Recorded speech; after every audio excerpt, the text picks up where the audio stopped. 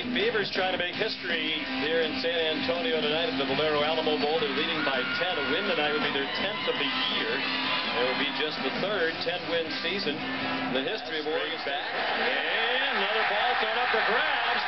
Andre Diggs has it. Third quarter in San Antonio. Oregon State leading 20-17.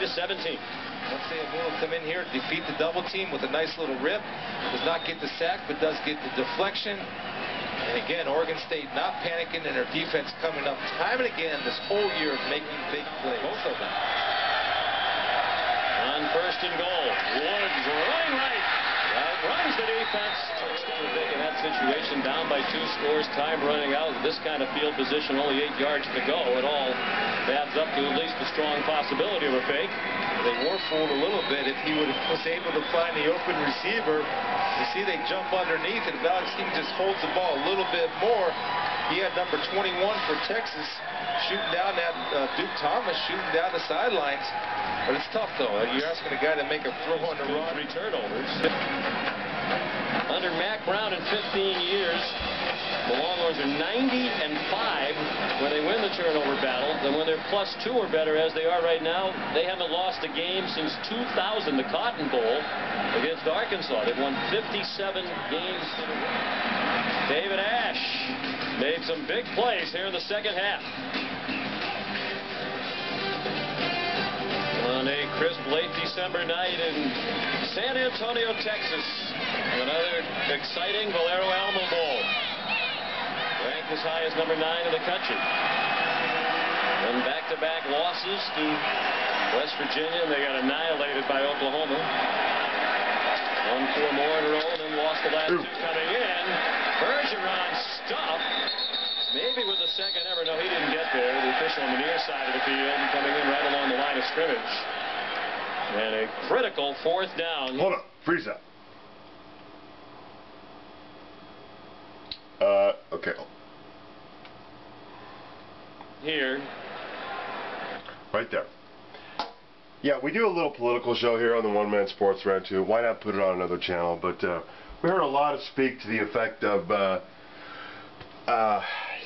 I don't want to name any parties, but there's a certain political party that is like looking over their shoulders, around them, look back and forth on a swivel. It's like, holy cow, Batman, America's not white anymore. There's a perfect example. Korean America at the University of Texas on the sideline doing her duties for the Longhorns. Want to hear more? Watch the politics sheet. Texas 57% for the year on 4th down. That's the new America. They're 0 for 1 tonight on that is America, period. Punt.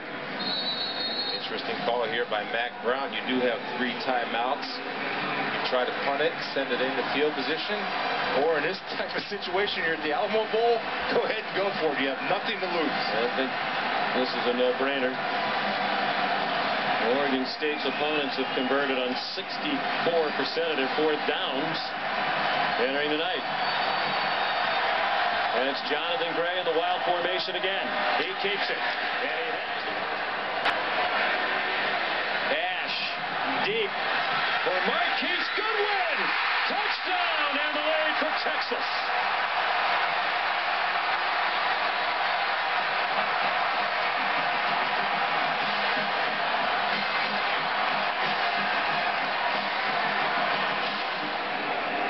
Timeouts left, 2 minutes to go.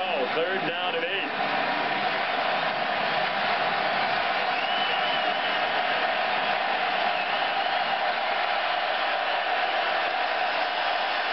There's a sack again. Hard to blame him for that one. Okafor was there before Vaz even completed his drop. 4.5 sacks for Alex Okafor, the Alamo Bowl record. Well, Sean, we told you got to put somebody on to help them. They can't handle. We just made that point. And when you have speed off the edge, it's very difficult to handle as Kelly can't get out of his stance, and Okafor is off like a rocket, jumping in, anticipating the snap count, and is able to finish and having a great night in his last game as a Longhorn.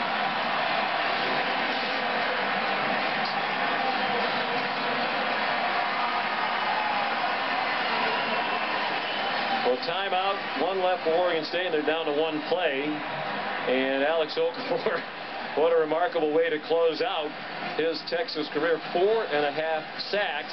Mentioned the improvement of the defense second half of the year, and Manny Diaz talked about how Okafor and Vaccaro, the only seniors on the two deep in the defense, have really taken over a leadership role, both with their words and their play. Yeah, and it's good to see for them being seniors. Regardless of what team anybody plays, your last game you want to play well. Now it's Okafor playing a whale of a football game, but he's being helped by Oregon State. It's a coach's job to put his players in position to succeed. All night it's been a mismatch, and they have not helped on blocking big number 80. Here's the ball game. Will Vaz have enough time to throw? 4 wide receivers. 4-man rush. VERS! The senior veteran, 25 career starts. Mike Riley said once he chose a quarterback and he took weeks to decide leading up to this game, he wouldn't give that quarterback the quick hook. And I know I said it a long time ago. I still think he stuck with Vaz way too long. I mean, the guy did very little to help you win the game. Now, he was on his back a lot of the night, but he didn't make any plays. He didn't. Disappointing ends to the year. But we're just glad to see Texas win, and I can't believe I'm saying that. Yes, I know we're supposed to be impartial on a sports show here, but we don't exactly bleed Texas around here. But that's okay. I'm glad to see Texas win because the guys who Mack Brown hired to sort of shake things up and do a better job or whatnot, you know, now they are validated, and he can't go and blame them. You know, because the dude has not been taking responsibility for himself. And hopefully he gives credit post-game conference. But we don't cover all that. You know, Texas Longhorn Network will do that, whom we're sort of competing with, which is why we have to do these sorts of things in the first place, so you understand that the show of the OMSR is the greater majority of the content as opposed to the highlights, especially when they're going to be used on various other networks that have the sole rights to them. Which is why we do a longer show at the end of the longer football show highlights. It's a little thing called the DCMA. You should stay tuned for that. It's very informative. And I do explain things pretty well in an entertaining way, even though it sounds like Law 701, you know, third-year law school. Copyright law. But yeah, so too bad for Oregon State. Good for Texas. Are they going to be intact as the teams that we saw in this bowl game? That's always an interesting question. You know, which teams are going to come back as a vestige of what we saw in the bowl game? I think it's going to be more so Texas than Oregon State. All right, thanks for watching. Now on with the show.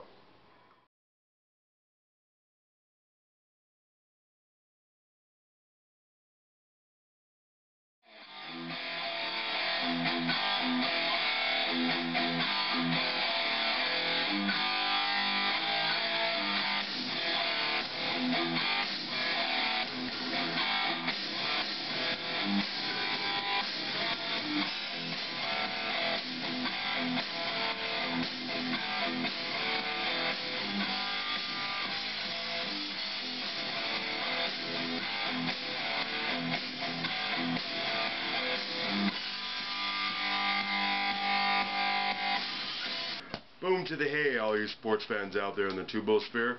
Welcome to the One-Man Sports Rant. Gen 2.0. I am your host, Will, the alternative ESPN, and every other network that we cover, Sports Thrill, specializing in other sporting events in their singular nature, such as they may occur. Why such an emphasis on the college sports? I was a linebacker and off guard at the collegiate level, however short-lived, blew up both my ankles, never was able to realize my sports prowess, walked on in both events, but I was a non-traditional student, so I sort of screwed up high school, got my act together, got my butt back into college, and so I had to go that route. And I still suffer from those ankles. But the point is, I did not utilize my, stay in school, by the way, high school-wise, sports abilities to the best of their abilities, because street ball wise, you know, I got a reputation still back where I was playing.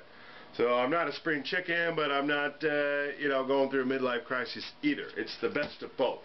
The maturity with still the physical ability and speed to understand it all, I guess. All right. So you heard from Accept, the original balls to the wall. It's going to be able to lead into for the rest of college football. By the way, this is the shorty version. This is the post-review show.